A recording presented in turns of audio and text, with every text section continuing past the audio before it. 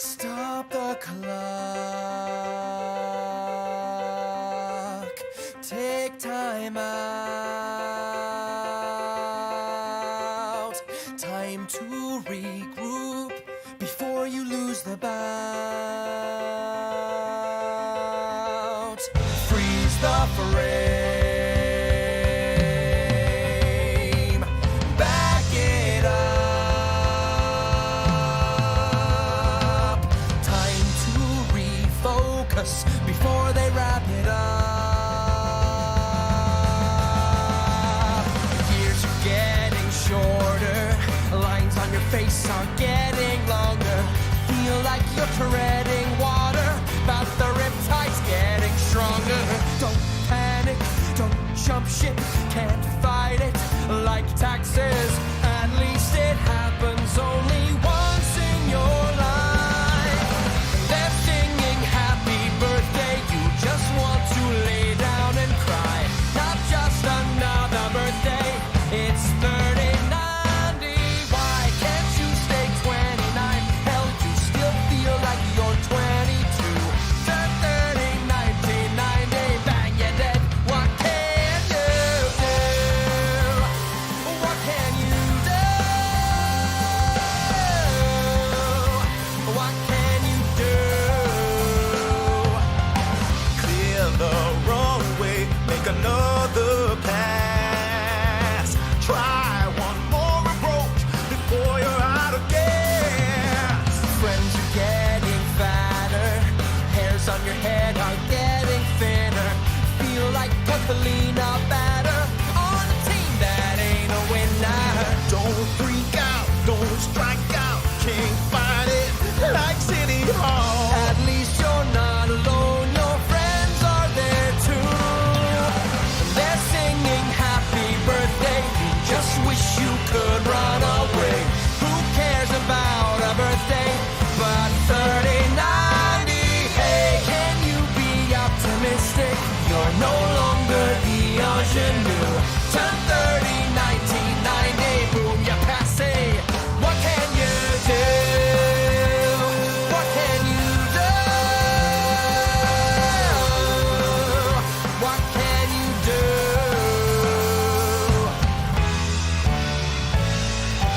Peter Pan and Tinkerbell, which way to Never Land? Emerald City's gone to hell since the wizard blew off his command. On the streets you hear the voices, lost children, crocodiles. You're not into making choices, wicked witches, poppy fields or men behind the curtain. Tiger lilies, ruby slippers, clock is ticking, that's for certain. And they're singing happy birthday, I just wish it all were a dream. It feels much more like doomsday, fuck 3090. Seems like I'm in for a twister, I don't see a rainbow, do you? Turn 30 in the 90s. Into my hands now, the ball is passed. I want the spoils but not too fast. The world is calling, it's now or never land. Why can't I stay a child forever and 3090, 3090, 3090, 3090, 3090, 3090. What can I do?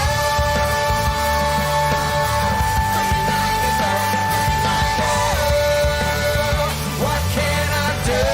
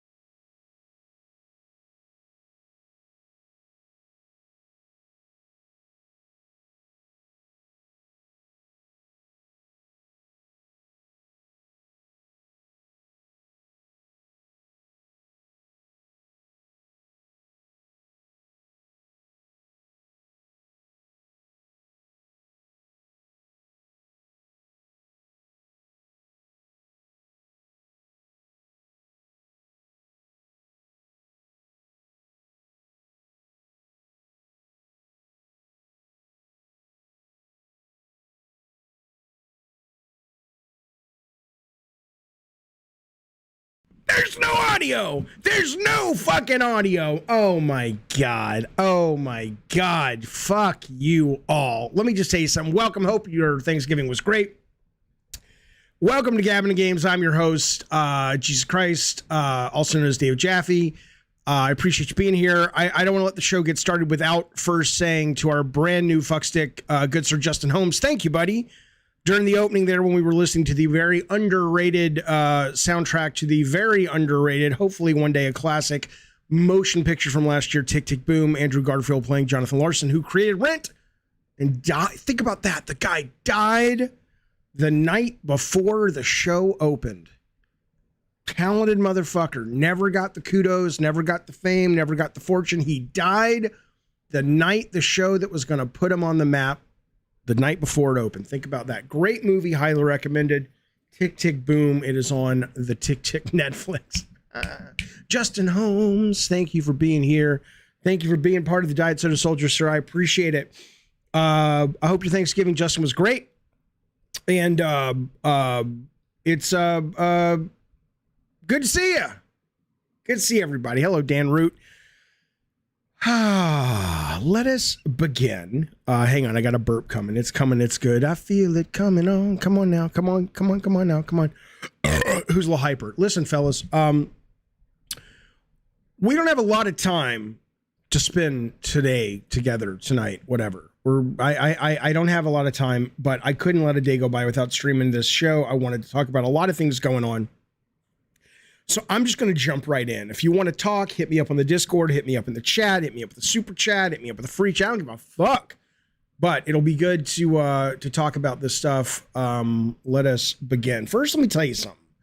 Hello, Zach. Hello, old school gamer. My Thanksgiving was great and all is well. Boom. This is what I've been doing recently. Let me move this off my screen here.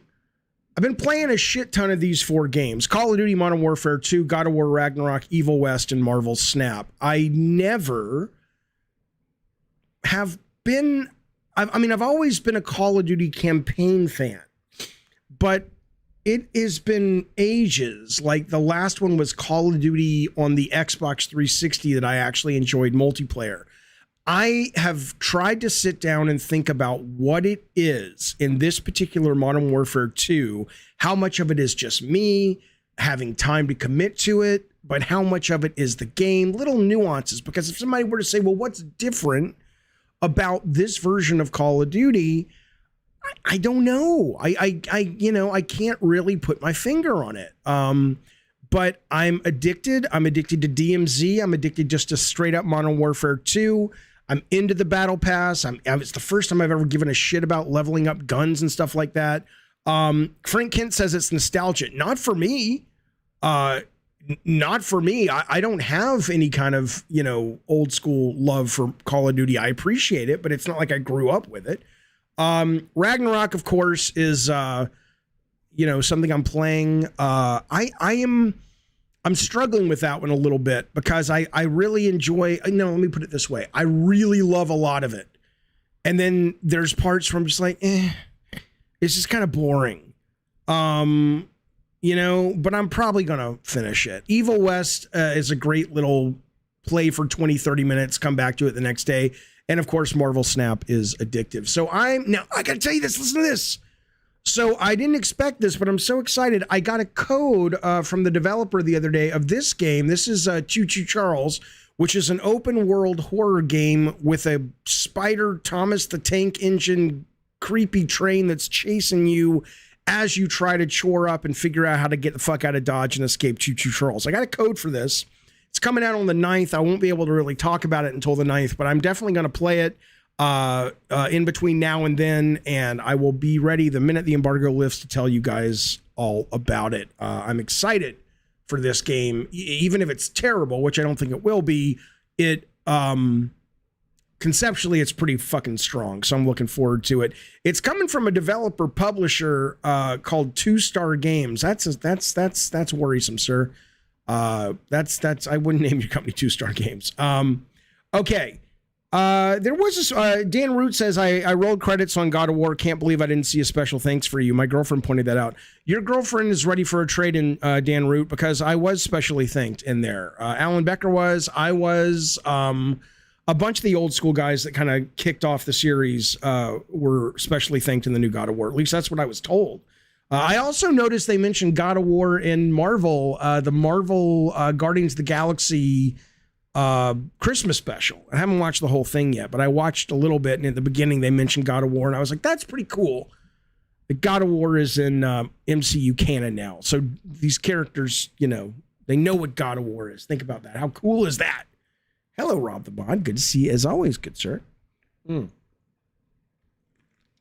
But yeah, Choo Choo Charles, looking forward to it. Looks pretty fucking cool. Oh, and I also have to tell you, I also ordered a mouse keyboard switcher, because I have found that when I play Modern Warfare on my PS5 and I use the keyboard mouse, obviously, I don't do tons better, but I do better enough that it's worth playing with keyboard and mouse.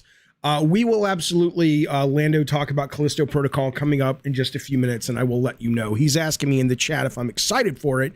I am excited, but I've become a little more cautious in the last few days, and I'll tell you why. Listen to this. There is an award for the Game Awards, which are happening in, 10 days from now, called the Player's Voice Award. And they basically give you the shit ton of games, and they want you to pick. Right now you can pick, let's see, I think you pick 10 of them, and then that'll get whittled down and whittled down. So there's kind of like a pure audience award, which is stupid. They're all stupid. I played Elden Ring. I didn't play God of War. Elden Ring. What a dumb award. Might as well just kind of, it's stupid. It's kind of like giving the president of your high school. It never goes to the person who would make the best president. It goes to the most popular. But anyway, I want to tell you the running right now. Jeff Keighley, as of now, says, hey, this just kicked off today.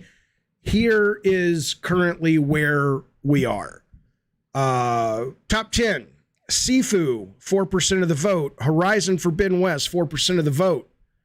Splatoon 3, 4%. Minecraft, 4%. Cult of the Lamb, 4%. Here we go. Now we start rising up in the ranks. Xenoblade Chronicles 3, 5%. Stray, 6%. What?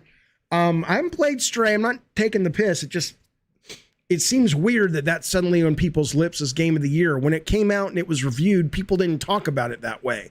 But maybe it's brilliant. I don't know. Sonic Frontiers, number 3, 7%. God of War Ragnarok, 8%. And the Mighty Mighty Elden Ring is sitting at the very top of the only 1% higher, though, at the moment from Elden Ring. There you go, right there. 9% of the vote so far.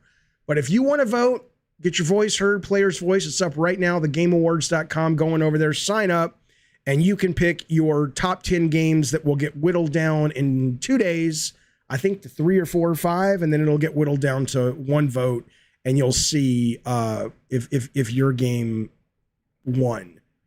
But, you know, come on. I mean, it's going to come down to these two. It's going to come down to Elden and Ragnarok. And I got to tell you, fellas, I mean, I was playing a lot of Ragnarok. And again, I like Ragnarok. I do. But last night, because, you know, I got this book of knowledge, the Elden Ring, big, thick tome, and I'm excited to get back into it. So just when I had like 10 minutes last night, I'm like, I'm going to jump back into Elden Ring soon, because I really want to finish it. Then I want to play it again after I've gone through the book, because I don't want to read the book until I've finished it on my own. And I was just so, for me personally, it was so refreshing, the level of freedom after having spent a week playing a lot of Evil West and God of War, which are both great games in their own right. But when you get into Elden Ring, it really is just it's another level of entertainment. And I don't mean it's better or worse. That's subjective. For me, it's better.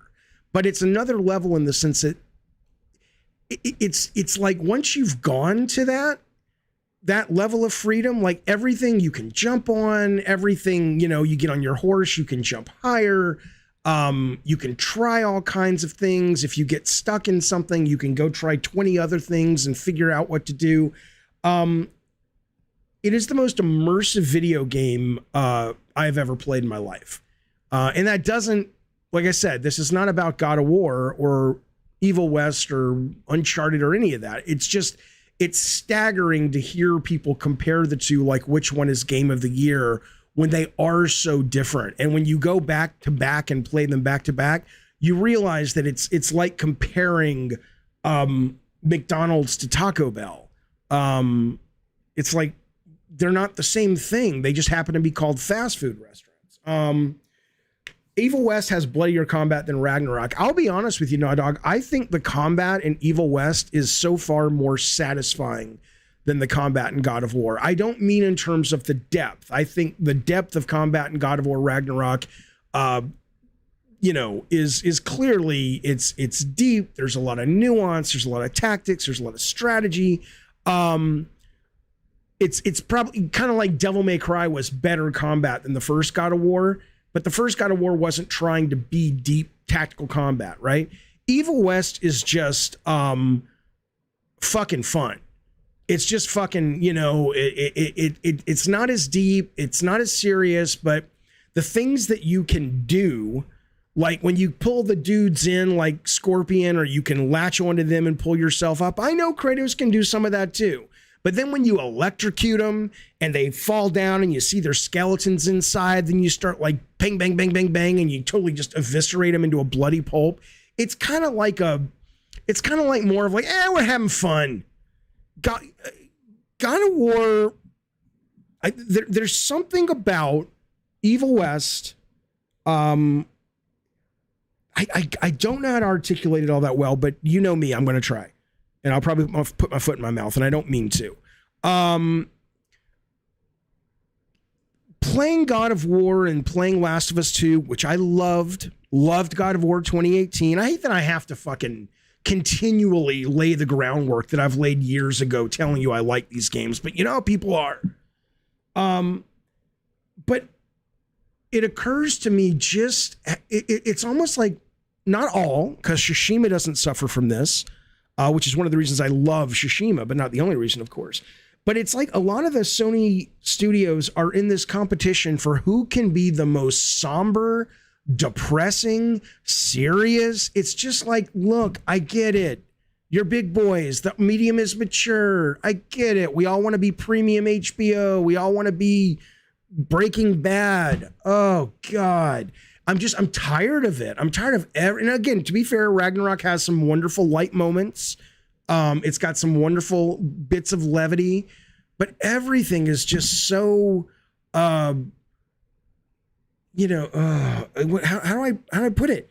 Everything is just so, it's like, it's terrible to say. Terrible to say. I'm going to say it.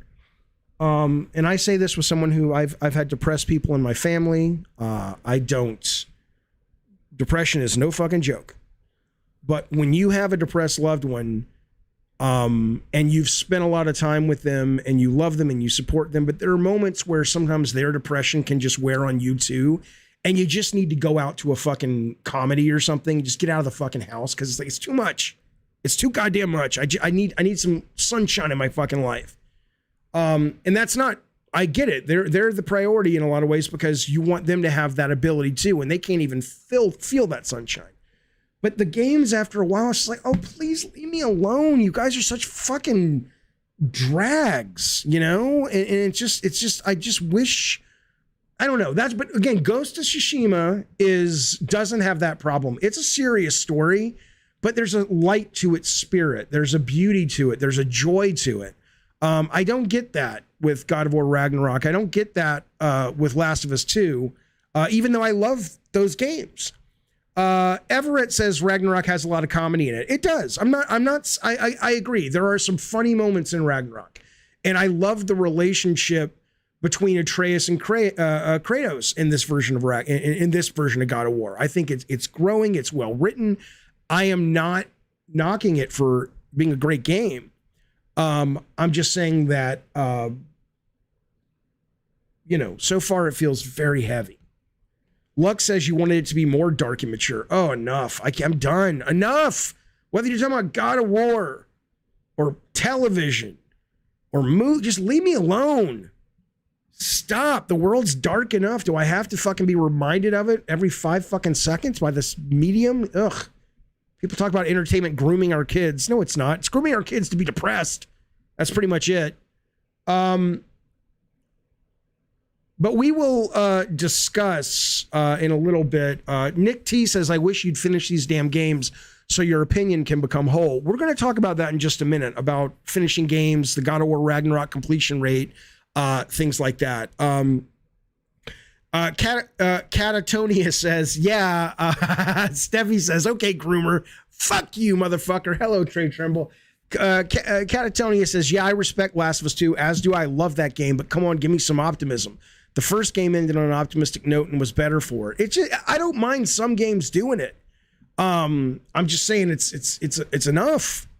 Give me a little fucking hope in my world, please. Everett says Evil West is a throwback on why I fell in love with video games and became a game designer. Breath of fresh air. It really is. It really is. It is a little too simple for the asking price.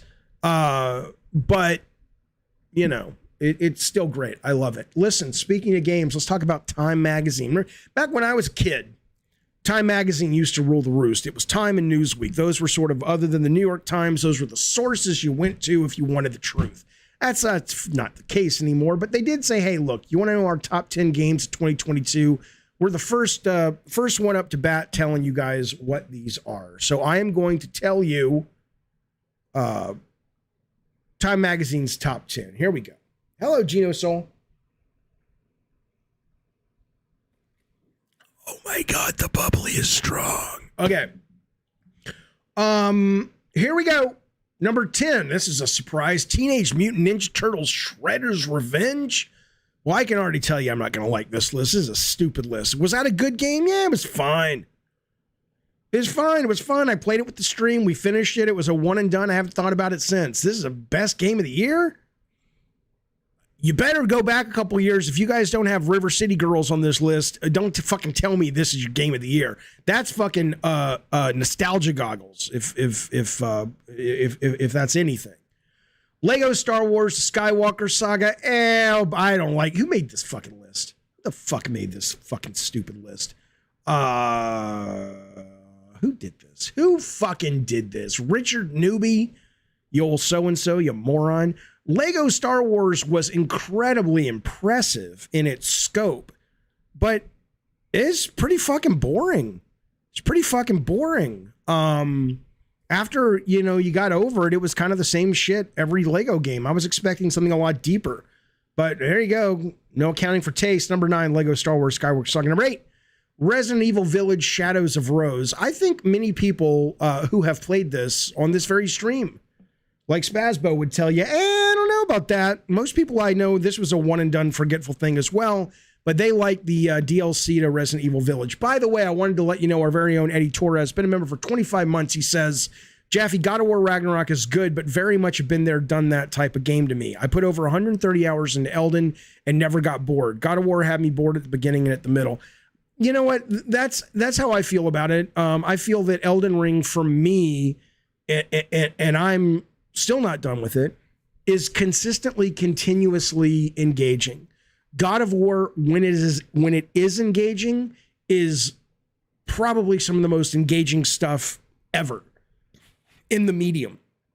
But I would agree with you that it's surrounded by a lot of things that just feel like bloat. You know what I'm saying? And I understand it, but I don't understand it. We'll get there. We'll get there. We'll get to talk about it. Anyway, number 8, Time Magazine says Resident Evil Village Shadows of Rose. Go fuck yourself.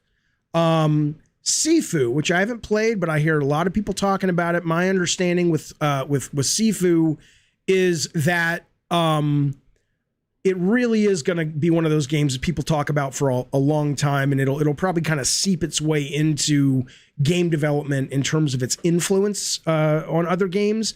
I really should play it. I was just sort of turned off by people saying it was so goddamn difficult, but I should give Sifu some time. Last of Us Part 1. Come on, man. Again, I'm not knocking it. I loved The Last of Us Part 2.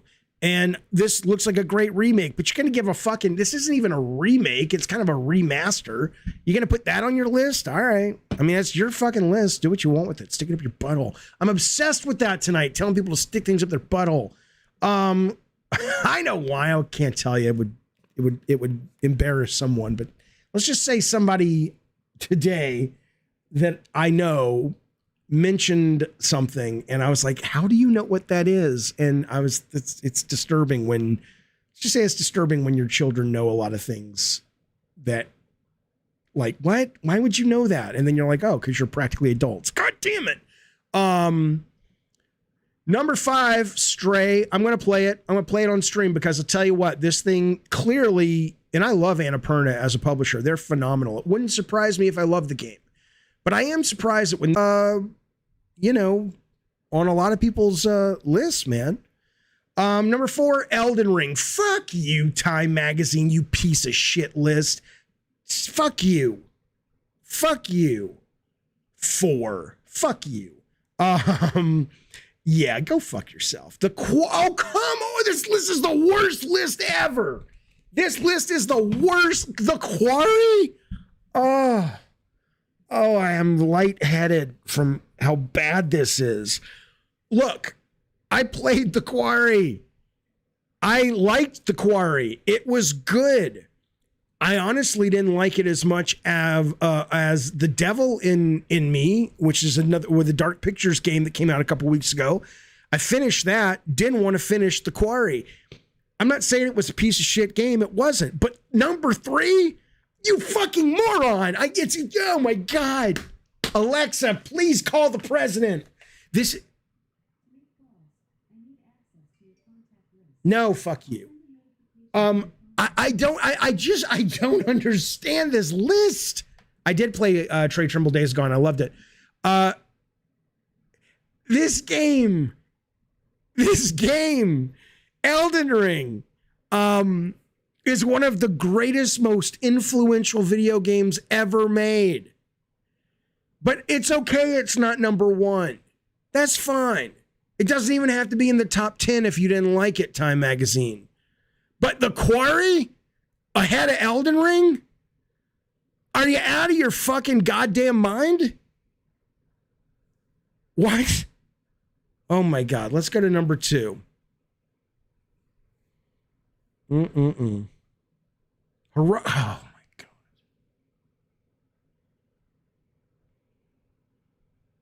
Now look.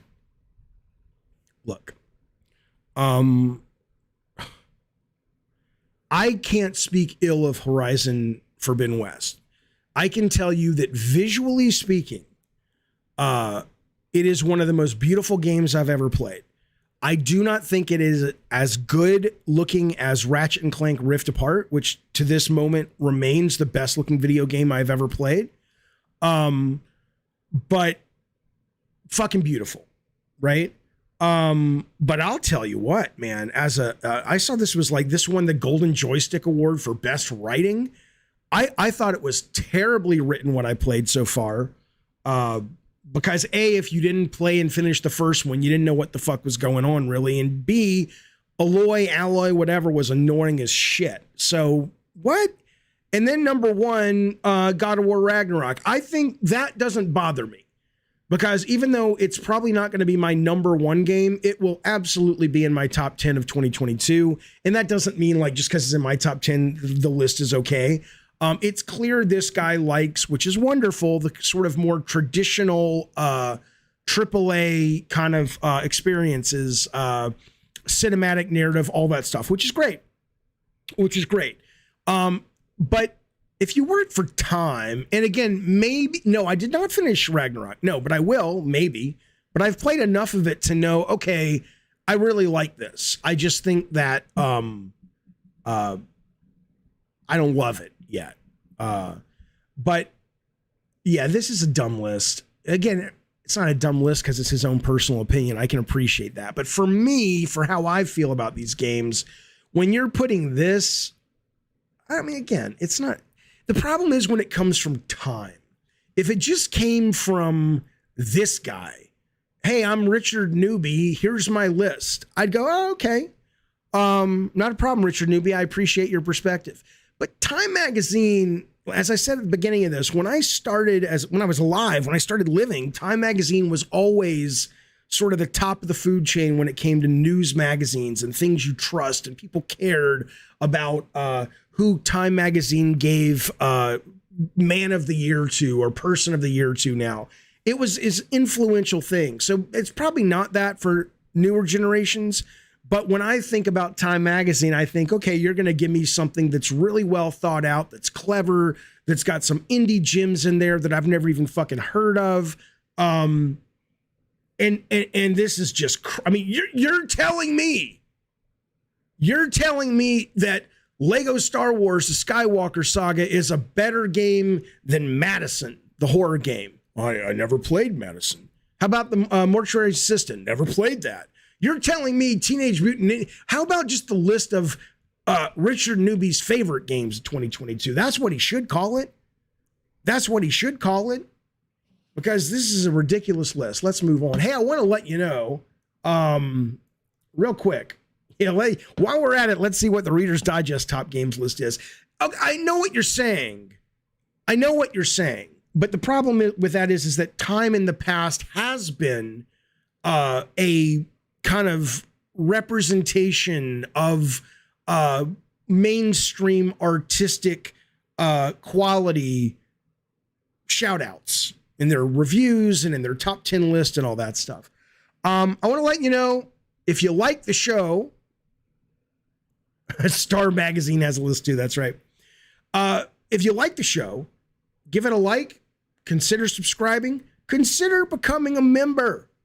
You know what the members are doing next? Yeah, we're going to get to WrestleMania. We're going to do Jaffe Mania. That is still coming up. But I'm looking into getting an online escape room just for members only that we're going to play over the holidays. So just consider it. Ask yourself what better Christmas present you could have than a subscription to Gavin and Games or a membership to Gavin and Games. In the meantime, while you're noodling that thought in your brain pan, listen to this. What do you mean what's wrong with my internet tonight? Are you guys having stuttering problems with the internet tonight, or is it just a couple of people? We'll get to this next story. It's about God of War in just a second, but I've heard from two people saying it's stuttering.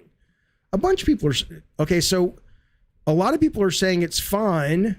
A few people are saying it's choppy. I'm not doing anything different, so I'm not going to worry about trying to solve it right now. I wouldn't know how to solve it right now. Yeah, Mutant Mo says try refreshing. Okay.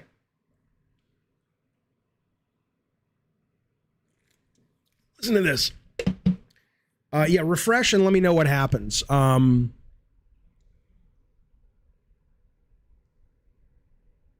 thank you, Trey Trimble. I appreciate it, buddy. Okay. God of War Ragnarok has a 25% completion rate. This is what I wanted to talk about. This is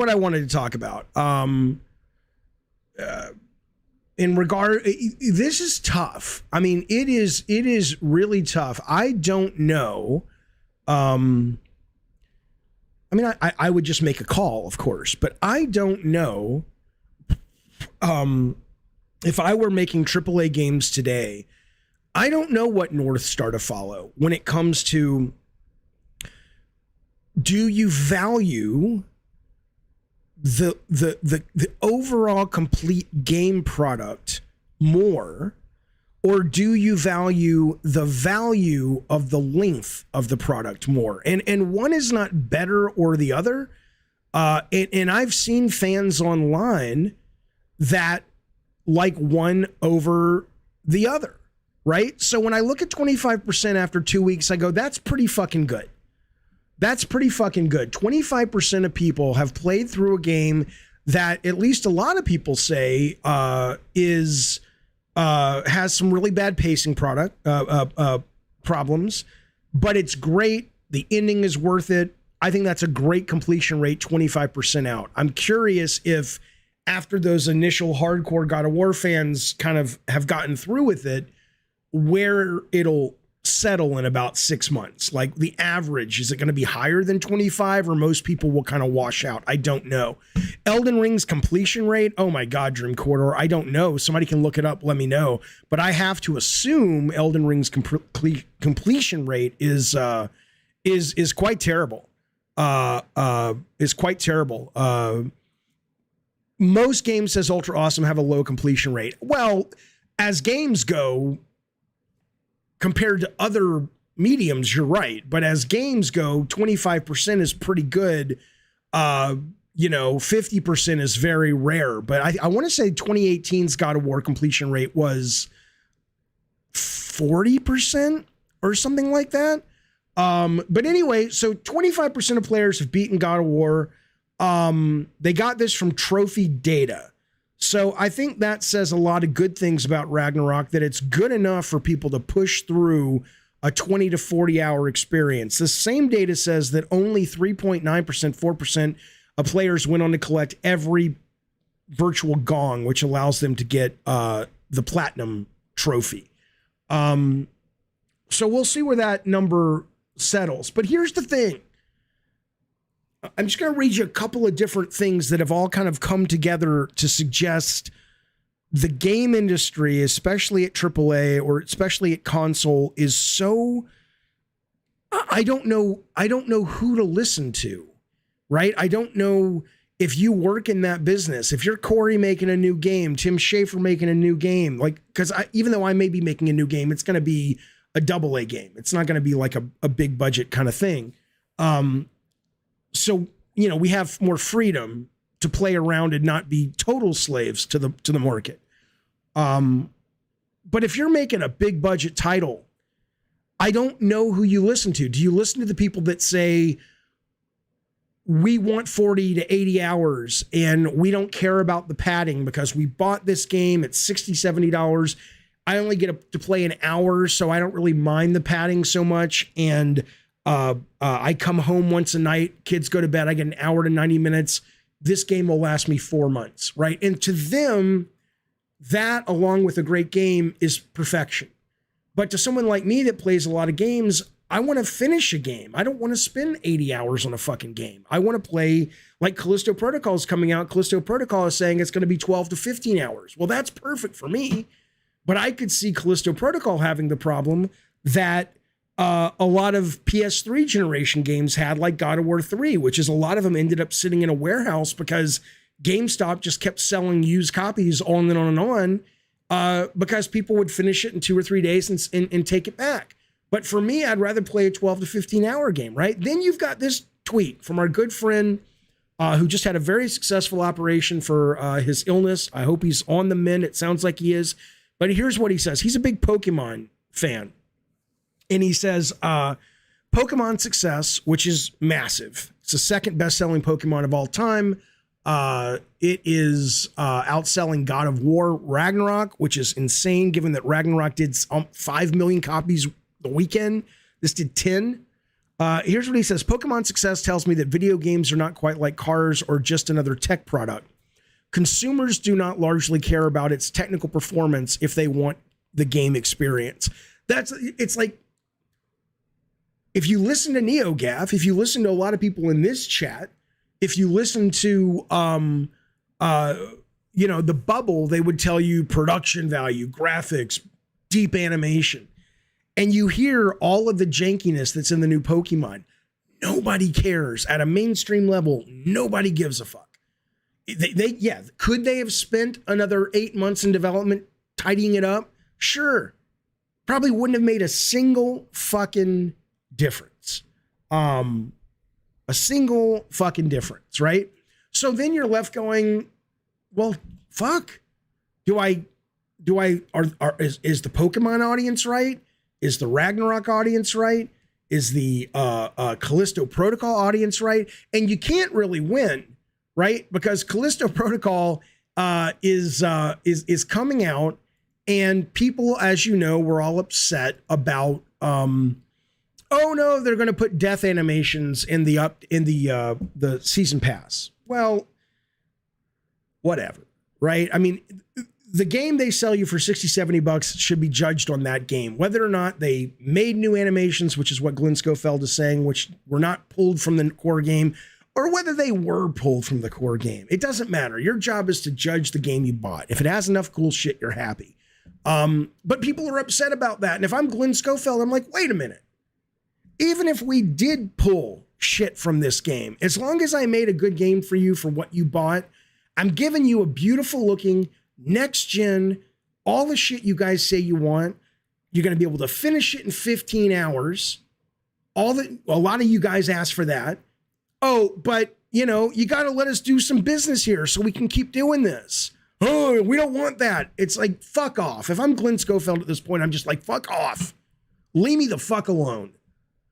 I've given you everything you want, and I'm just trying to keep the lights on so I can keep doing this. You took 5 death animations that were originally scheduled, you see, for the first game, and I won't stand for it. Fucking idiot. Fucking idiot.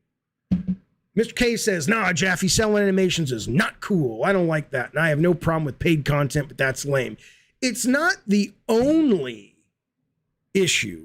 Or it's not the only part of the DLC. It also comes with extra story content, and there's 2 DLCs, each coming with a different mode. I think one might be a horde mode, and the other might be a super hard mode. Fuck you, Artemis. Artemis, settle down, Jaffe. No, I won't settle down. I'm a passionate young man. But Lewis brings up a great point. The story is not false. I'm looking at it right now. The story is absolutely not false.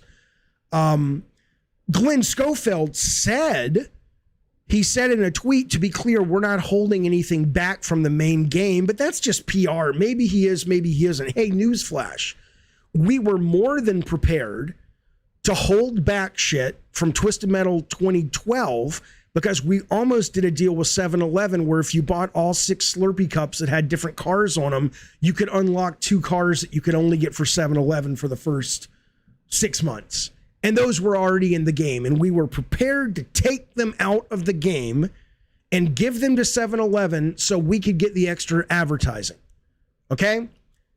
If the press would have asked me at the time, and I knew it would have been a problem for the audience, I would have lied. Of course I would have lied. No. Those were originally created for, come on. I know what he said. I mean, I can show it to you right here. It's up on my screen. I know what he said. To be clear, we're not holding anything back. Okay, Glenn. Glenn's not under oath. He's doing PR, my friends. He's doing PR. I'm not saying he's lying. I'm just saying that just because he said it don't mean shit. I also told you a lot of things when I was working in the industry that weren't true because that was, I served a greater purpose. I had to get games sold. Oh, I have bad takes, you fuck. Mastidope says Shave Jaffe has bad. What's a bad take about it? The man is, I'm going to move on in a second, I promise. I know I'm beating a dead horse. The man is really giving you everything you want. He's not padding Callisto Protocol. He's making it 12 to 15 hours like a lot of us want. He's giving you some of the most beautiful graphics and animations and gore that we've ever seen in video games. Okay? As much as I am a very progressive fellow who doesn't mind what a lot of you assholes call woke content, they don't look like anything's woke about Callisto Protocol. Callisto Protocol looks like an IP that could have been made in 1970, 1980 and been fucking happy about it. So he's giving you that. Yeah, there might be 6 animations that were originally scheduled for the original Callisto Protocol, and they've arrived and found their way into the DLC. Fuck Glenn Schofield. I can't do this because these people are idiots. But I will say this. Nick is not wrong. Was it Nick who said that? Jaffe woke and has nothing to do with violence. Woke has nothing to do with violence. I'm not doing it. I'm not doing it, Mr. K. I'm not doing it. Not tonight. I don't have the energy tonight. But it was Lewis said he's going to hold off on Callisto till the reviews because it is interesting. that it is embargoed.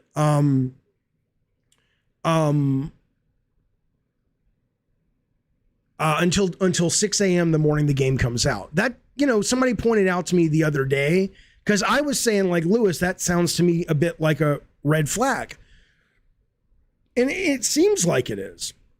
But at the same time, though, somebody said, yeah, but Breath of the Wild was also embargoed until the day it was released. So it's not always. I mean, maybe Glenn and the company are like, look, there's some big fucking spoilers in here.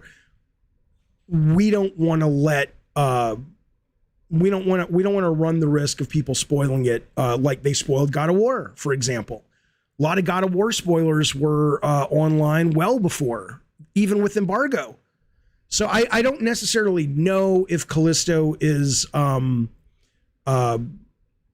which bucket it falls into, right?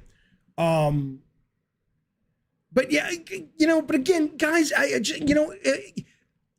Glenn, if you're watching, and I know you're not, but I'm going to have him on the show soon, it sounds like. If you're watching, just don't even read the internet, man. Don't even fucking read the internet. Because what are you not hearing? Games cost more because you want the graphics and the production value. Glenn says, check. Games aren't going to be woke in terms of it's all about long story and feeling and emoting and different types of people. It's just some white space marine kicking alien ass and a hot chick by his side. No woke. Check. It's not going to be padded with a bunch of fucking boring fat. 12 to 15 hours. Sleek like a baby's butt. Check. I don't know. Well, yeah, I had babies. They were sleek. I never thought they were sleek. I thought once I think it was my oldest, she shit once. And it was like, you take the diaper off, and not only had the shit going all up her back, but it looked like the bottom of a riverbed. It was the most impressively horrific thing I've seen in my life. The point is, 12 to 15 hours, smooth as a goddamn baby's butt. Check. We hate you. You took some animations out. Hate you. Oh, listen to yourselves, man. Listen to yourselves. Mr. K, I'm not talking about just the chat. I'm talking about the internet in general. You think there wasn't a bunch of brouhaha with people complaining about this? You're wrong. There was. Last thing I'll say on it, though, and I don't know this lady. I don't know Melanie Mack. Her and I had a bit of a dust up on the internet, and we made peace. We don't have to agree to be pals, all that good stuff. But she's kind of in this other camp. She tweets out, so many gamers, she puts gamers in quotes. She says, so many gamers these days don't even like video games. They just want to quickly play through a story and be done with it and on to the next. So she's kind of like going, I want the 80 to 100 hour games, right? And it's just like, you can't win. You cannot win. Because to Melanie Mack, I would say, depending on the game, if you're talking about Elden Ring, sure, you're right. If you're talking about an RPG where you grind, and the grind itself is part of the fun, or you're talking about a multiplayer game or whatever, you're right. But if you're advocating for 100-hour games that have to pad to get that time, you're basically saying you are okay with the overall product being less because you get to play more, even though a lot of what you're playing is repetitive. And that's a fine perspective if that's how you feel. I can't fault you if that's how you feel, but it's all I'm saying is, if I was making games today, I would not know who the fuck to listen to. One guy's like, in our chat says, what did he say? He said, he says, Jaffe, something along the lines of going, why don't you just not listen or care what other people say? Because I was a game designer for over 20 years. I may be designing another fucking game now.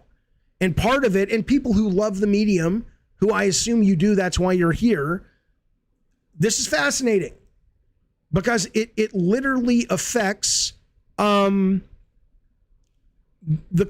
types of games that get made. It affects the medium. It affects the philosophy behind the medium. That's what the show is. What are you here for? It's like I look at the internet, I look at games, I look at sales, and I talk about them. And I talk about the philosophies of design. Why are you here? Again, I'm not saying that like disrespectfully. Is there something you'd rather me be doing right now? Because this is kind of what the show's always been. Am I missing something? Let me know. Happy to change track if you guys want me to, within reason.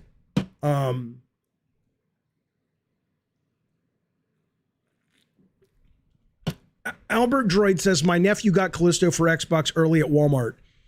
I don't believe you, but do me a favor, call your nephew, tell him to send you a picture of him playing the game without him on the screen. I don't want him to get in trouble. Not that he would get in trouble. Let's see it. Let's see it. I'm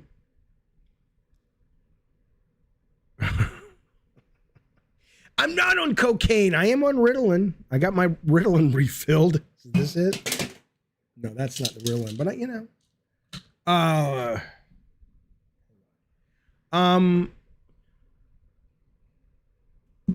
oh, Brad, I would love it to snow here, man. I would love it to snow here. Okay.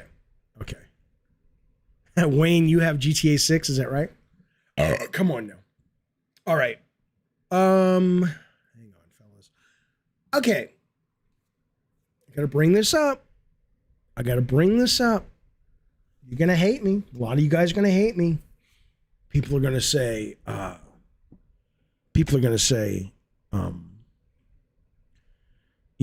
Jaffe's a Sony hater. I'm not at all. But I gotta call them like I see them, fellas. And I don't know this guy, but I like his Twitter presence, and he seems like a really good human, really good salty of the earth man. Bruno Velasquez, I got his name wrong once, so I got to be careful, is the animation director over at Sony Santa Monica. And somebody tweeted out or made a video about God of War should go back to the old giant scale and all that shit. And here's what Bruno said, and I really struggled with this. I don't know if I agree with this, and I think this is potentially wrong. Nothing's wrong, but I can't vibe with it. Here's what he said. While we do not have anything as big as Kronos in the Norse saga, I will respectfully disagree that we do not have massive scale in the last two games, meaning Ragnarok and the 2018. I would agree. They've got some massive shit in there, but not as big as Kronos. We would make something like Kronos again if it makes sense in the story and has meaning and purpose, not just for the sake of scale. That's a red flag to me. He goes on, though. He says, somebody else writes, as much as I love the no-cut camera stuff and the new God of War and the effort put into it, I hope the next games in the franchise lose it. We are missing out a lot of the cool lore flashbacks like in the old games. I'm missing Odin versus the first Giants, for example. Bruno says, I totally get it, but the no-cut camera was the right choice to tell a personal story of father and son set in a mythological setting. The story and characters helped us drive decisions on how we deliver it first. I don't agree with any of this. I just don't. The idea that you put your story ahead of everything else, I think is worrying. I mean, again, you guys have the best-selling game of the year right now, or one of them, so what the fuck do I know? But all I'm telling you is this idea of, well, we could have big scale things for the sake of scale. No, for the sake of your audience likes it. Write it into the story that you got to have these 8 things. A lot of, it's... I understand the purity of saying, oh, everything comes out of stories, blah, blah, blah, blah, blah. Okay, sure. If you're making like a Broadway or an off-Broadway play and you have no one to answer to. But if you are making a mainstream commercial product, I think you've got to straddle that line. I don't like hearing that. I mean, I don't like it. I don't like hearing that a video game development company, their number one goal is, well, the story and characters drive everything. Why? You're not making movies. You're making fucking games. You shouldn't be slaves to the story. You should be slaves to the player. It bothers me. It bothers me. I would not fit in at Sony Santa Monica. Not that they've asked me back. I would not fit in. As much as I admire and respect and am awe of them in terms of what they can achieve, I would just be like, what? When we started the first God of War, I know it was a long time ago. I remember I went to Charlie Wynn and Cecil Kim, two of the best concept artists in any industry. And I was like, I want these big fucking giant set pieces. And they said, well, what's the story? I said, I don't know yet. Here's a bunch of cool shit from Greek mythology. Just come up with some cool shit. We'll figure it out. And then they did. And then that gave rise to story. And story gave rise to design. And design went back to art. And it was this big organic thing. We weren't chasing the goal of story. We were chasing the goal of a great fucking experience. And I'm not saying they're wrong. Many millions of people would tell you I'm wrong, which is fine. I'm just telling you, for me, I couldn't do it. I wouldn't fit in with those fellas. As a human, I would, but as a developer, or writer, or creator, I wouldn't. They made the decision, says Ravnos, to reboot God of War as a narrative-driven adventure, not as a run-around fighting big groups of enemies. Neither way is right or wrong. I think you can totally make a narrative-driven adventure. There's absolutely nothing wrong with a narrative-driven adventure, but I also think you are making a playable game, and you should follow what the audience wants and then delight and surprise the audience with things they don't even know they want. But if somebody comes into the studio and says, I have this amazing idea for XYZ, and it's like, well, it is a great idea. The players would love it, but I can't quite, I don't think the motivation's exactly, didn't fucking write around it. That's what I would say.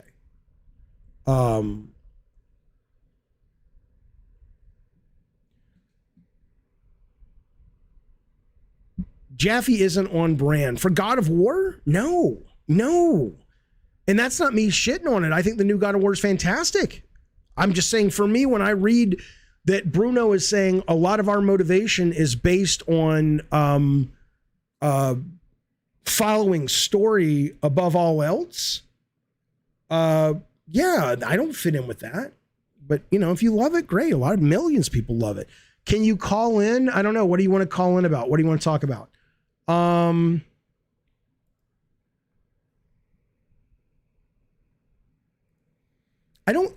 Okay, let me ask you a question.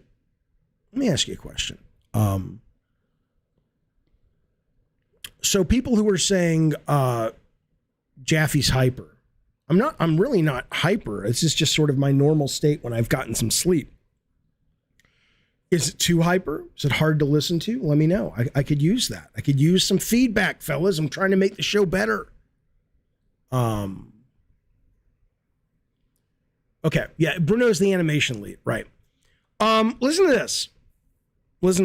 Well, let me get some of the chat. Dream Corridor says, my friend who I let borrow my PS5 to play Ragnarok thought that the no-cut camera was the most impressive thing. He didn't really care about the old God of War games. I'm surprised he even noticed it. When I played, I didn't even notice it. But that's cool. He liked it. That's great.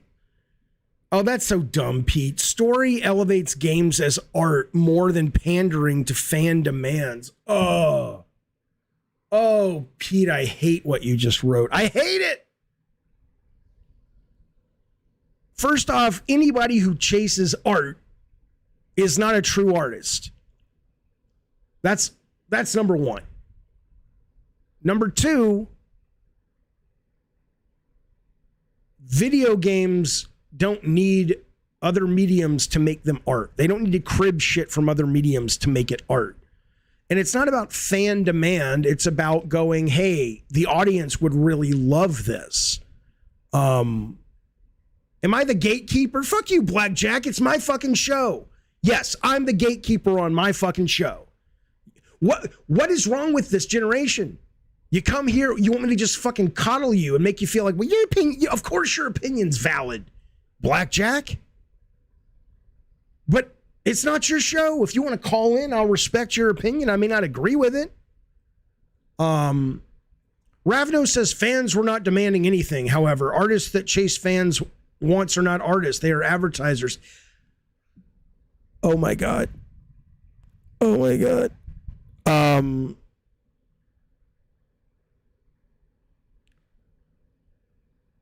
What Bruno said, I will just show it to you. What Bruno said in the tweet, okay, is he says, let me show it to you. Yes, if you chase art, you're not an artist. If your goal is to have someone look at your shit and call it art, then you're not a true artist. A true artist, it's kind of, you know what's the equivalent of? It's the equivalent of this alpha male thing. People who go out of their way to be alpha males can never actually be alpha males, because a true alpha male doesn't give a fuck about what you label him or her as, or him as in this case. A true artist, they're out there creating because they have to, because they're compelled to, not because they're like, I need a pat on my head from the intelligentsia saying, yay, you're an artist.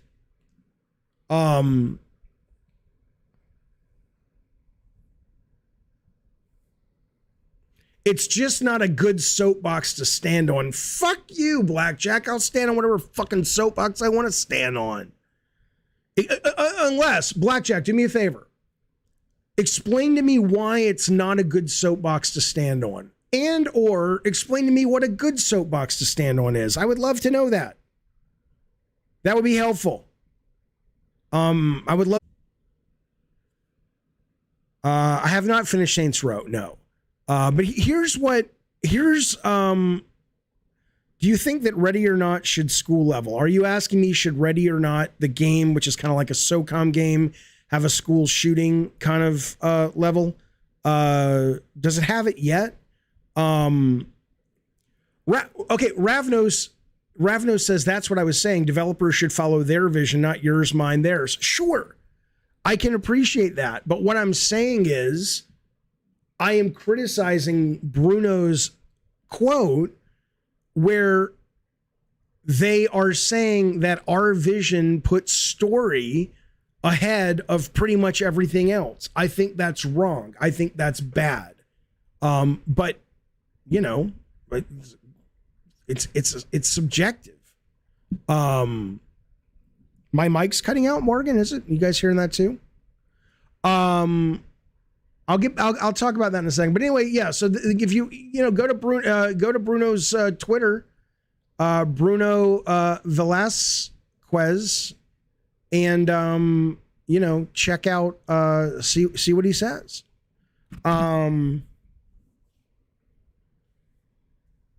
Okay. But I thought it was interesting conversation they had.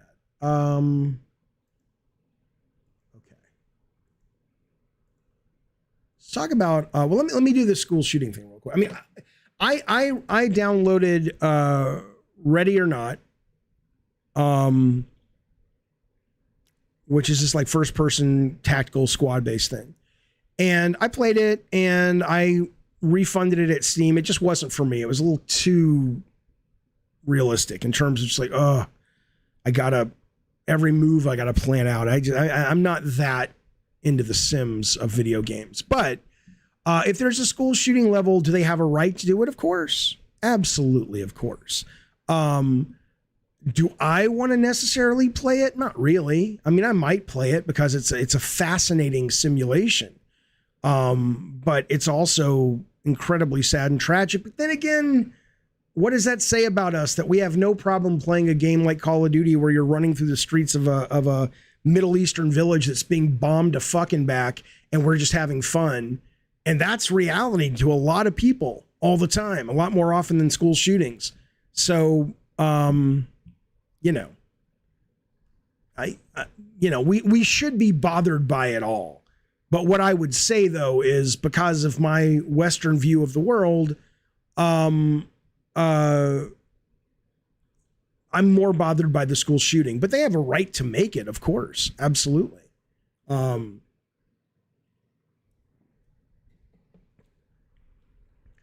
Bruno said, according to Ravnos, he said story above giant piece boss fight, set pieces with Titan-sized enemies, which they could have had. Right. And I'm saying that's bad. I'm saying if they could have had a giant set piece or two, they should have written around it. The idea, I mean, look, I'm 7 hours into Ragnarok. You can't tell me that they couldn't have gone, hey, you know what? When we go into the Barrens in this sandstorm, let's put this fucking monstrous giant fucking thing in there. Sure, they could have. No, the story. No. Lando says it has a level with children's bodies and waste disposal barrels. I mean, again, they have a right to do it. But why would they do that? What is that trying to suggest? Hey, Troy is filming 20 months diet soda soldiers. You goddamn right you are, sir. I appreciate it, buddy. Very, very much, man. Okay, Microsoft misses its Game Pass subscriber target by $10 million users. This is what's coming out in some of the statements that they're sharing with the various groups regarding the acquisition, Microsoft acquiring Activision. And in that, they're like, hey, we missed it by 10 million. And, you know, a lot of people are using this to say, see, Game Pass is crap. It doesn't work, blah, blah, blah. Which, again, was stupid. I think right now Game Pass is Netflix before Netflix started bringing you Stranger Things and House of Cards and Orange is the New Black and on and on and on. Now, once they do that, if they're still missing their sub numbers, then I think it's a real problem. Then it really is the audience just isn't there at the number that they need to be there for this great fucking service. Because I love Game Pass, but I also love AA and single A and indie games, right? But I can totally see how if last year you got Game Pass because of Forza and Flight Sim and Halo, and then you would be going for the rest of the year going, well, I'm going to unsubscribe now because Halo rarely gets updated. I know it's changed a little bit now.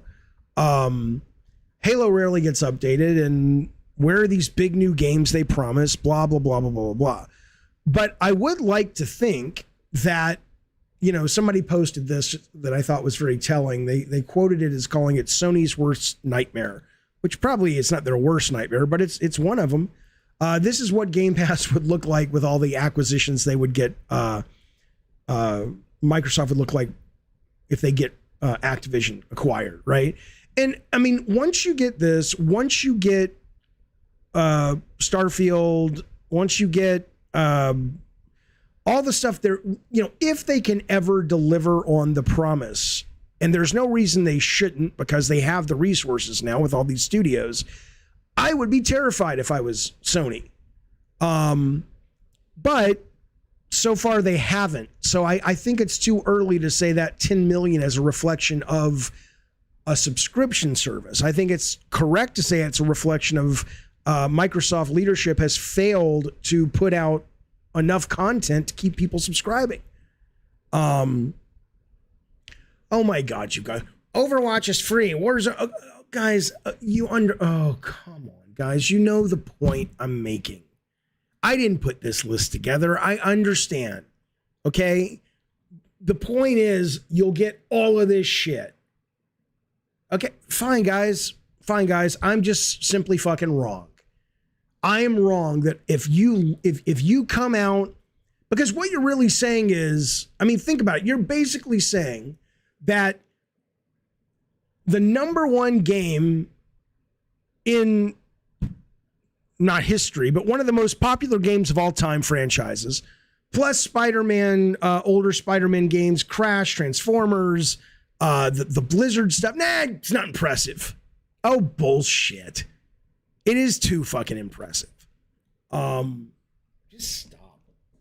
Just acknowledge if they can pull this off, not just Activision, but all of these other studios they have, and they are dropping great games all the time, you cannot tell me that is not an impressive feat. I mean, you can, but let's put it this way. You're either right and you have failed to articulate your view well enough to convince me, or you're just simply not right and you have a knee-jerk desire for your team, quote, your team to win this stupid thing. Because I look at this and I think this is pretty fucking impressive.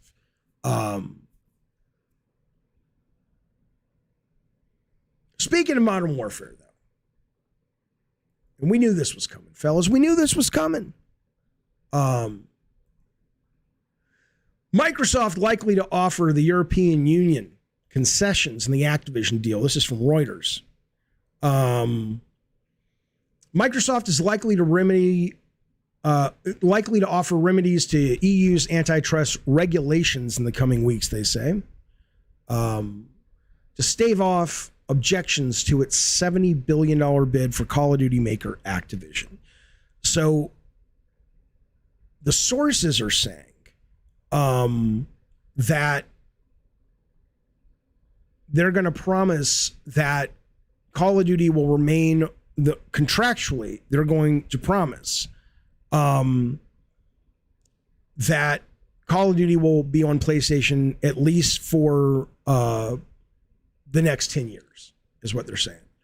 And they're hoping that will go a long way with the European Commission, and in that, it'll go a long way with the UK and the FTC, which is rumored to be seriously considering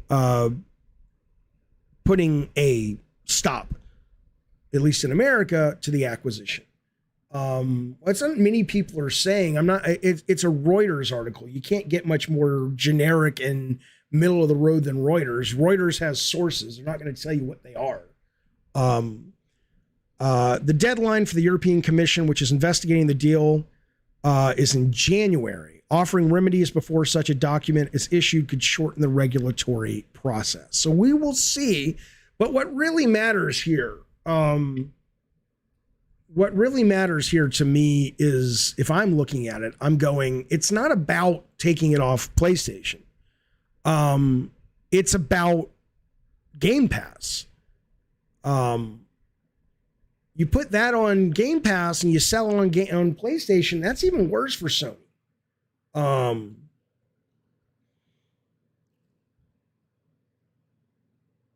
Brett Moore says, this is what's funny, Brett Moore. Brett Moore says, if it's not just Call of Duty, if this goes through, Microsoft will have a corner on all the best first-person shooters. First off, is that true? Like what? Certainly Call of Duty, but Sony now owns Bungie. Somebody said this to me in Twitter, and they're absolutely right. Why the fuck Sony isn't just going, you know what, fuck you.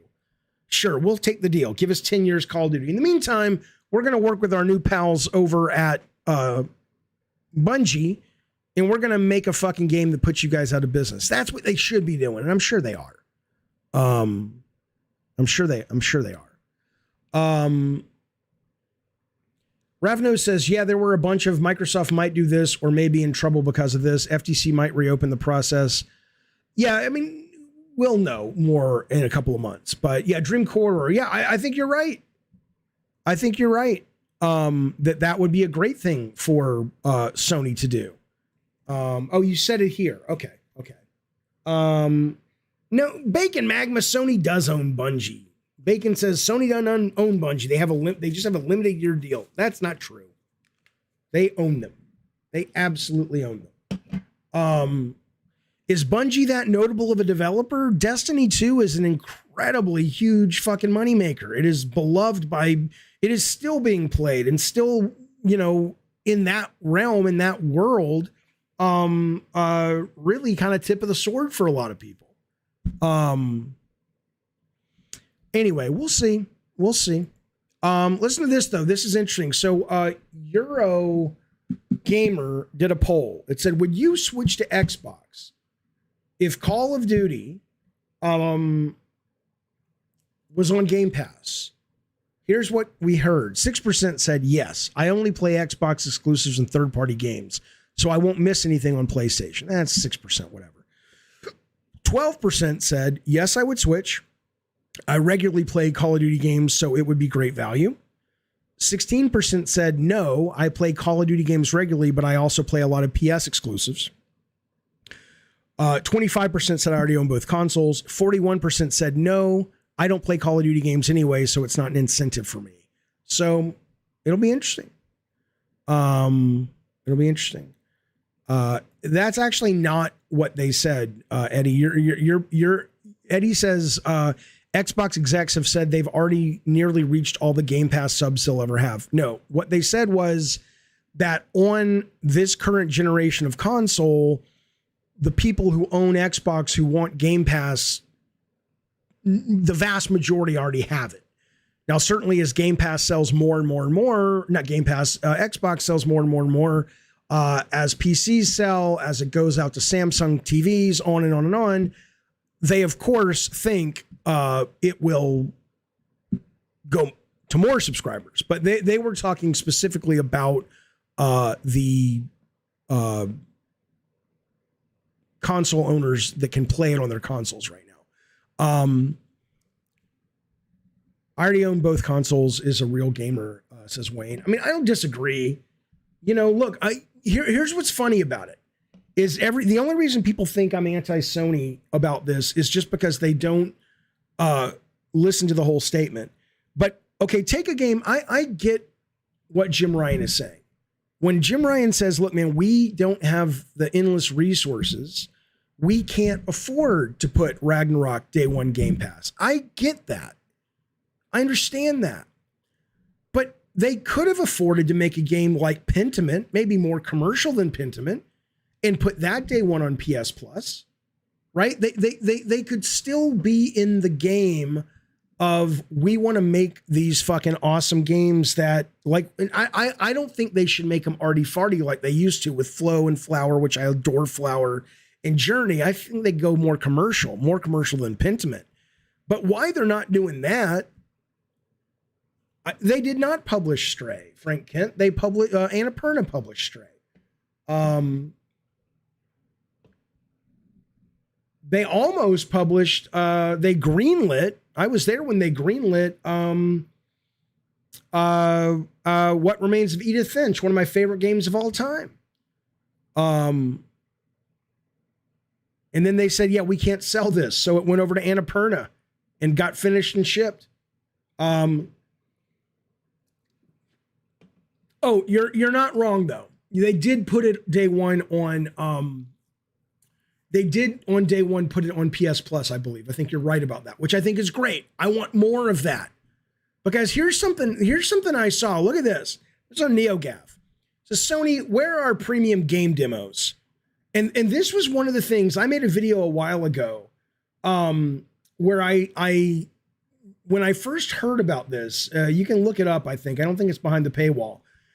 Where I said, I think this could be bigger than Game Pass for Sony. This is a great way to counter Game Pass. And if you don't remember what it was, if you are a PS Plus Premium member, which I am, they said that every game that costs more than $35 has to have not a demo, but a timed demo. Right. Meaning it doesn't have to be a standalone demo. It's like what they did with Cyberpunk. It's just like the first 2 hours or 90 minutes, depending on the game or whatever. And they said, we're doing it. It won't take any time away from your teams. It's a trial, right? Time trial. So people was like, oh, it takes a long time to make a demo, blah, blah, blah. You're not going to make a demo. Just give them the first 90 minutes, 2 hours already made. And this is what they said. And I was like, you know what? That's a pretty fucking good idea, because yeah, they don't make as many games these days that are $35 and up, but they make enough that could actually be pretty cool. But let me tell you what happened. So this guy posted, it's like, where's all the first party stuff? Okay. And he's right. GT7, Ratchet, Ragnarok, Sackboy, Last of Us Part 1, none of these are available as demos. But then I started looking up other games that have been out for at least 90 days. Okay. Here are other games that have not made it on to the trial that are above the $35 price point. So Destroy All Humans 2 Reprobed. There's no demo for that. There is no demo for 2 Point Campus. That's a $40 game.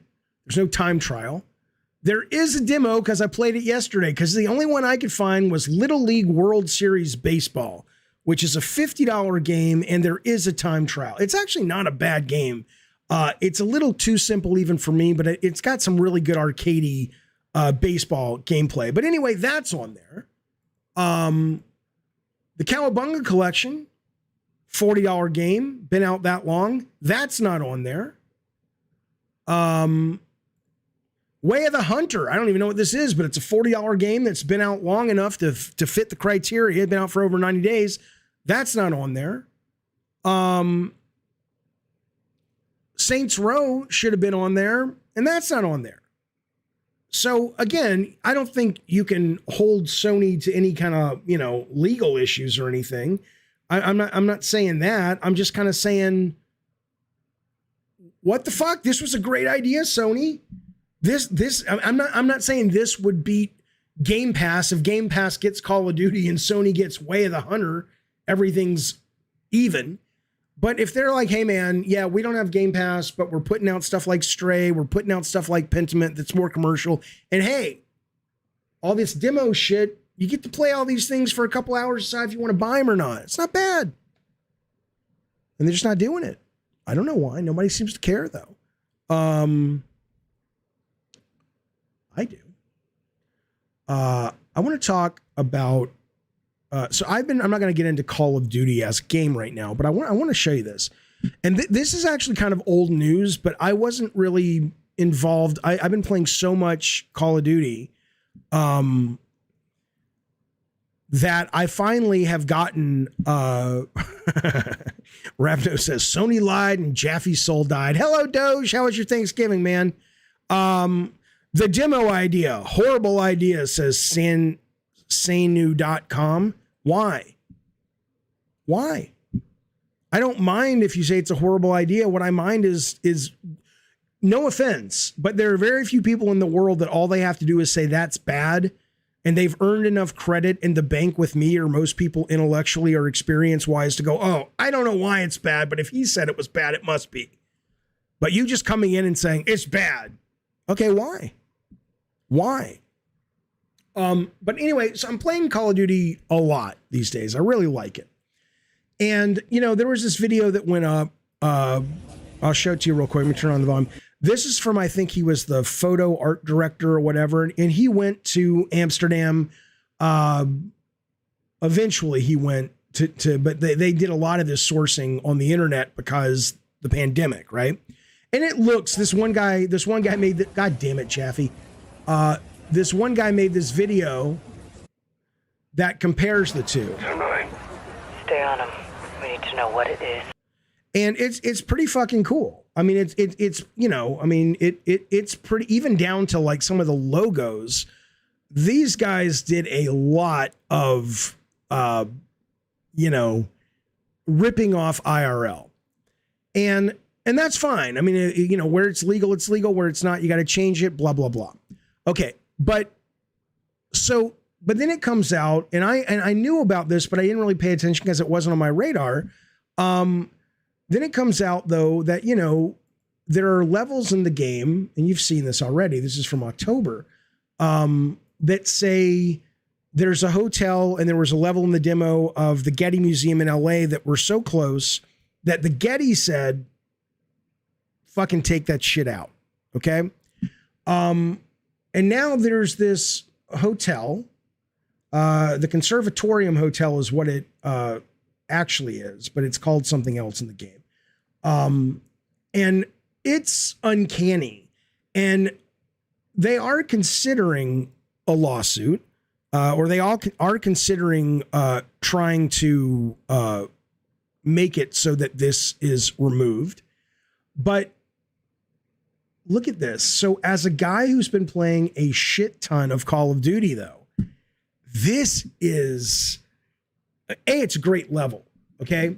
But if you have been playing Call of Duty, this is exact. And I don't mean that like, haha, got ya. I mean that like, I get why the hotel would say, could you please not have that in your game?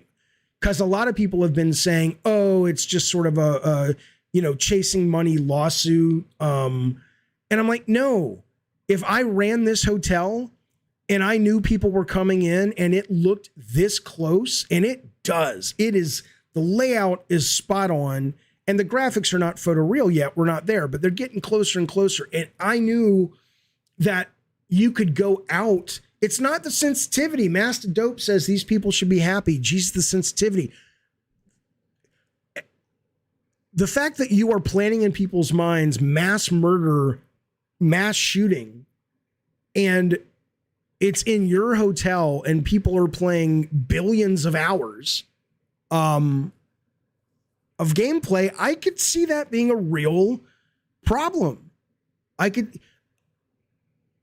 Again, this is the problem with discourse in this country, in this world, on this internet. Master Dope says, oh my God, mass murder. It's a freaking war game. Dude, I know. I'm not, like, can you extract yourself, Master Dope, from the sensational knee jerk and actually listen to what someone is saying? Okay.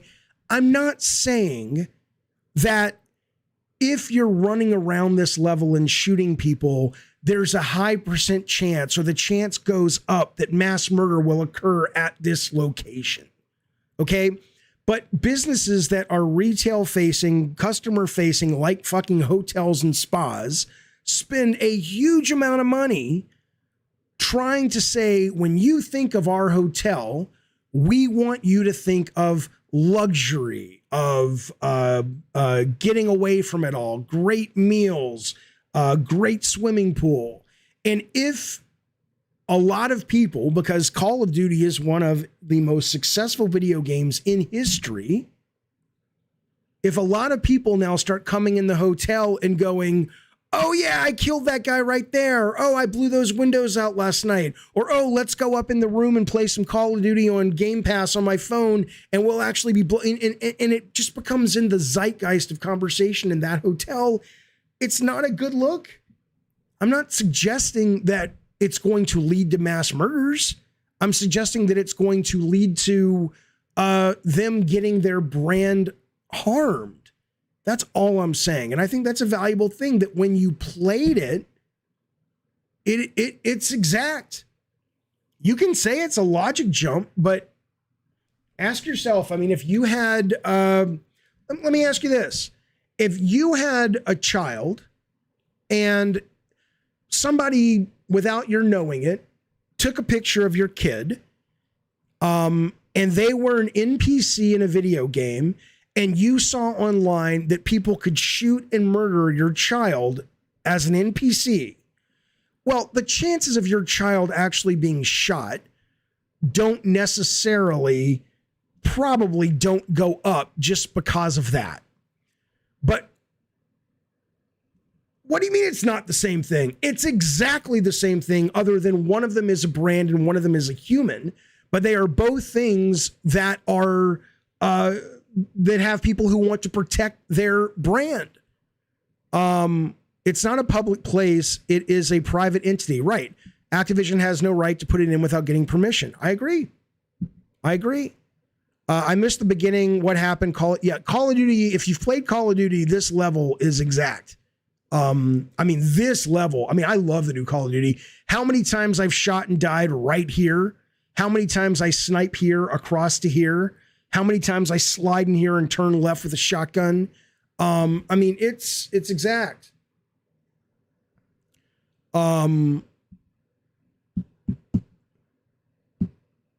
Of course, this apple is the exact same thing as that orange. Okay, here's the deal. If you want to say it's not the exact same thing or it's not the same thing, that's okay. But if you don't back it up with here's how it's not the same thing, then why should I take what you're saying serious? That's all I'm saying. It's like you take a picture and you change some things so it's not the exact. Oh, fuck yeah, man. Yeah, 7, agree. It's a great map. Absolutely. I absolutely agree. Look, when we did Twisted Metal, did we take vehicles that were real vehicles and mix and match them so they looked real enough, but we wouldn't get sued? Of course. Of course. Yeah, Dano Genesis, you're missing the point. And I know you're teasing, but you stole the Declaration of Independence because Nick Cage did it. I'm not talking about video games influencing real life behavior. I'm talking about video games influencing behavior that is not one-to-one at all, but it is, it will affect the brand. It doesn't mean they're going to go out of business, but it's also probably illegal. Jeff Boyardee says that's the exact same place in Call of Duty. That's exactly right. It's exactly right.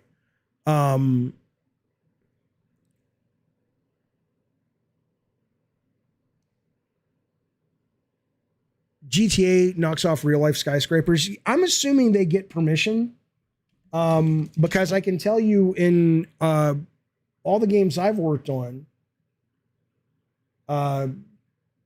whenever there was a building that was a real building, a lot of them I had to work with legal to say, do you really want this fucking building? Yes.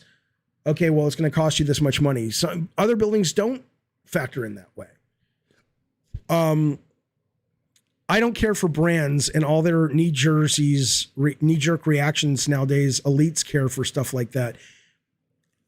Well, I don't consider myself an elite. I care about it only in that I think it's interesting that you can go into someone's private place of business and take pictures of it and basically make what is pretty much a one-to-one ripoff. And you can monetize the fuck out of it. And these people know nothing about it. They make no money off of it. And suddenly they're playing a video game and people are getting headshotted and blood is spattering everywhere in their hotel. Anyway, there you go. There you go, fellas. Hang on a second.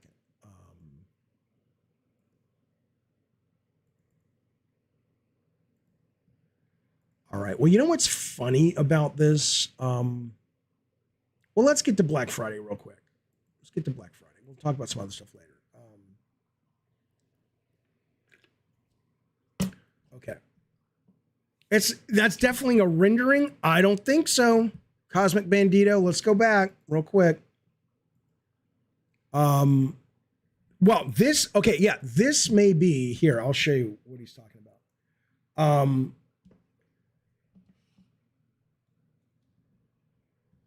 Okay, so you're saying that this image is an actual image. Sure, but look at the real image of Call of Duty, though. Here. This is what it looks like.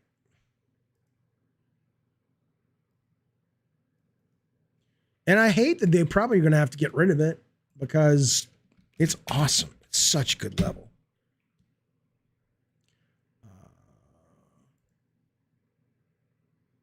Okay, so let me find, well, here you go.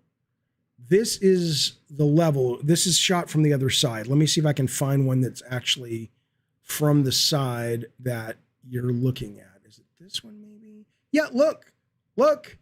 Okay, here's the image. Okay, this is the video game, Call of Duty. I mean, come on, man. Right? And this is what you're saying is the real hotel. Now, it wouldn't surprise me if they were both from the game, but let's assume you're right. Come on, man.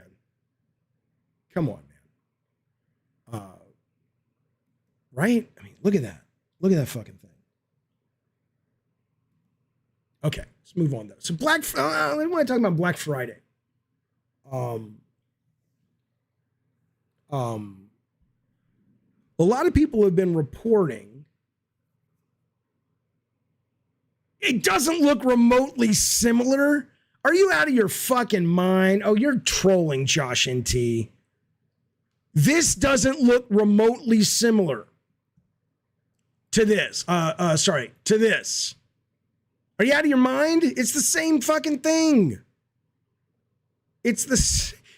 Look, come on, man. You're trolling. You have to be trolling. Okay. Let's go to Black Friday briefly.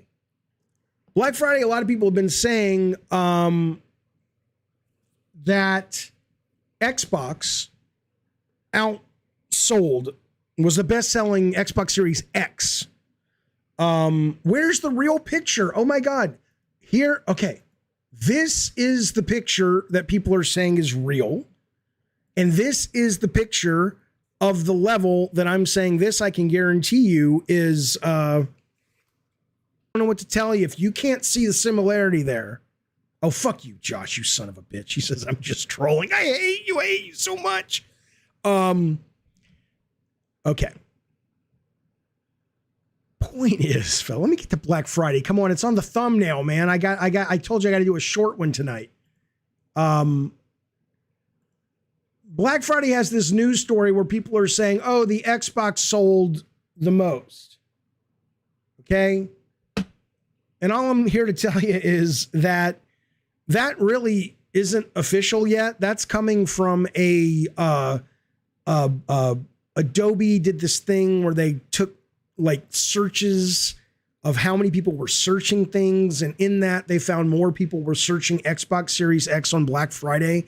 That doesn't mean that they sold more on Black Friday. I mean, they weren't searching PlayStation, but you know, what can I do about that? Thanksgiving, though, they were searching on Thanksgiving Day, they were searching Nintendo Switch and they were searching God of War Ragnarok. Both of those.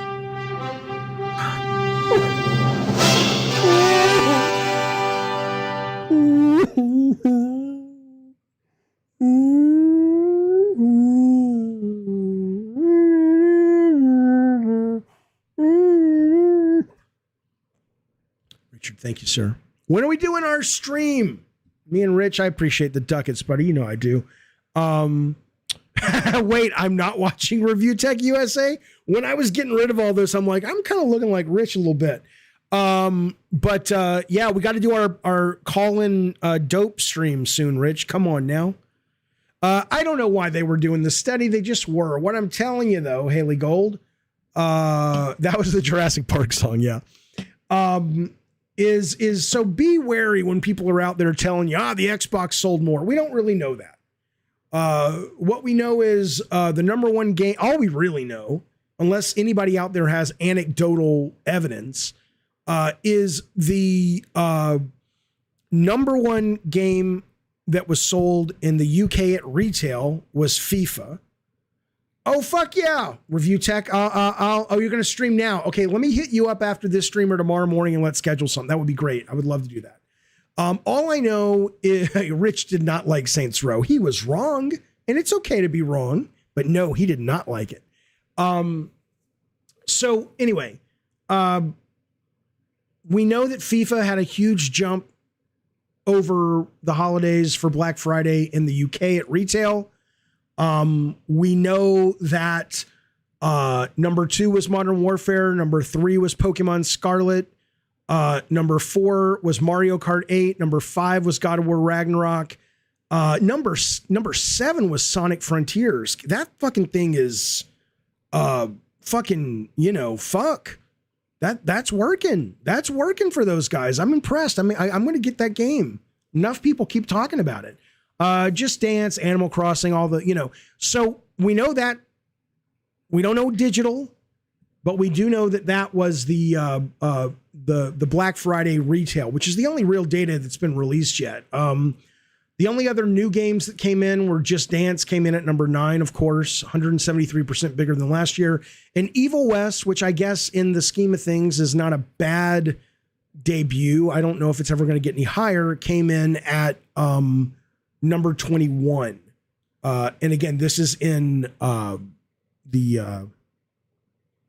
UK. But if you go over to Amazon, I mean, Amazon, I wish we had more data. Well, you go over to Amazon, Amazon's useless because Amazon is mostly gift giving, right? Which I know that that's a lot of Black Friday, but you're going to see a lot of switch up here, A, because it's a huge system, but also because, I have to get Timmy his present, So, you see God of War on here as the only real PlayStation title, and that's with the bundle. And the next standalone PS4 game, and it's PS4 game, is NBA 2K23, right? And then Modern Warfare, and then Sonic, and then God of War standalone is number 26. So it's really just, so I'm just saying, I've seen a lot of people today, like pro journalists and stuff, even talking about, these guys won Black Friday. And I'm like, I don't know about that. I mean, I'm not saying they didn't. I love my Xbox Series X, but I don't know. They're getting this data from an Adobe search thing. The one thing that the Adobe thing was interesting, though, I want you to see this. This is really cool.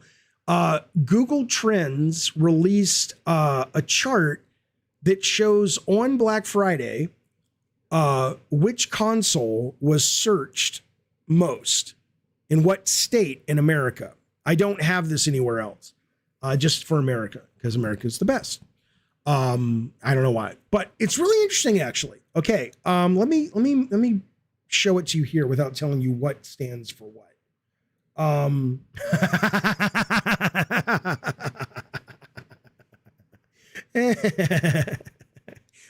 There's so much about this statement that is so stupid. Jaffe looks like Kingpin from Spider-Man if he was gay. First off, do you mean if Spider-Man was gay or Kingpin was gay? But I'll assume that you mean Kingpin was gay. I'm glad that for you, gay has a look.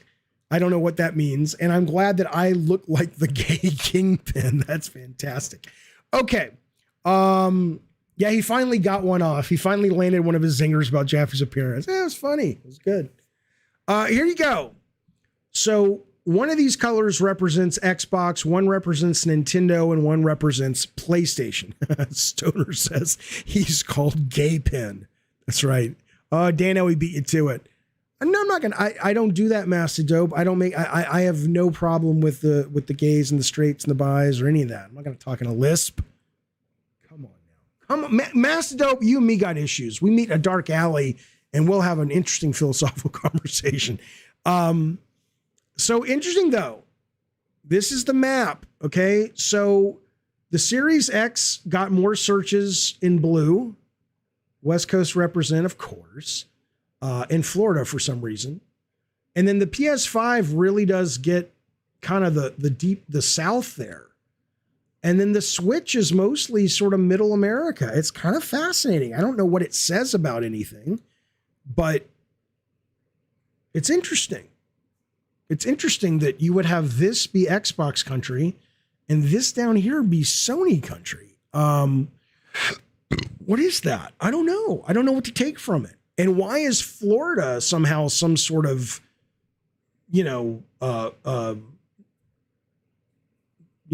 bastion of Xbox fans surrounded by PlayStation? It could be that too, though. It could be that too. Oh, that's interesting. Josh says, I wonder how that relates to internet connection stability. It's a good point. Dano Genesis says people looked it up because they didn't know the difference between S and X. It didn't mean they were going to buy it. That's right. Could be. That tracks so hard for Florida, says Mutant. But why? Everyone I know in Florida plays PlayStation. Yeah, I mean, this is interesting. Oh no, Storm Shadow has come in and said Elden Ring is trash. And what am I going to do? Fucking moron.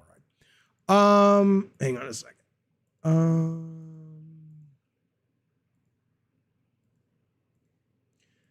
So usually what happens at this point is we take a break. We come back with members only. But like I said, it's a short chat today. So this particular version of Gabbin' and Games is going to remain open to everybody. But tomorrow or the next day's Gabbin' will go back to the normal first is a pay first hour or so is free for always, and then the second hour's for members only. But consider membership regardless. I may be online later tonight playing some Call of Duty. Rob, I saw your note. I would love to. I got some family plans. Depending on when we wrap that up, though, if it's not too late, I would love to play some Call of Duty tonight. Absolutely. I'll tell you one quick thing to leave you, though. I played this game on stream the other day called I'm in Love with Your Dead Grandma, and I loved it. I thought it was so stupid and fun and just awfully dumb, but great. And they made a sequel, which I bought, and I reached out to the developer, and they've agreed to come on the show. I want to show you a trailer for this new game, which we'll be playing on stream sometime this week. This is called John Fart, The Textiverse of Craziness. This is out on the PlayStation now. Cost you $5. I haven't played it yet, but if it's anything like, which it looks like it is, I'm in love with my dead grandma or your dead grandma, it's going to be great. Here you go. This is, we're going to watch this together. This is called John Fart. If you hear this, you might be your only hope. The DNA to be changed. Le Callisto! Me and my scientist friend found a way to save the world. A device that is able to do text traveling. I'm literally a talking bear, and I'm telling you. All we need for you is to survive. Over.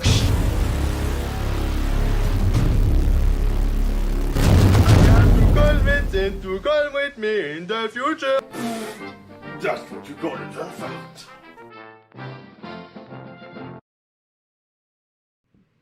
It is exactly that. It's not this, and then it's a first person boomer shooter. It is literally that. And if you're of the mind of thinking stuff like that is batshit crazy and funny, then, you know, you got to show up for this. They're horrible. They know they're horrible, but they're fun in that they're horrible. You got to be in that headspace. You know what I'm saying? Anyway, fellas, this has been Gabbin' and Games for, what is it, the 29th, 28th of whatever this month is, November. I hope your Thanksgiving was great. I appreciate the new members, the super chats, the conversation, the debates, the discussions. Can't speak anymore. I had a lot of fun. I hope you did too. Consider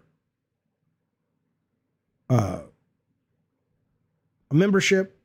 Consider subscribing. Consider liking the show. Come on back to the next one. Watch the videos. You know, treat it like a...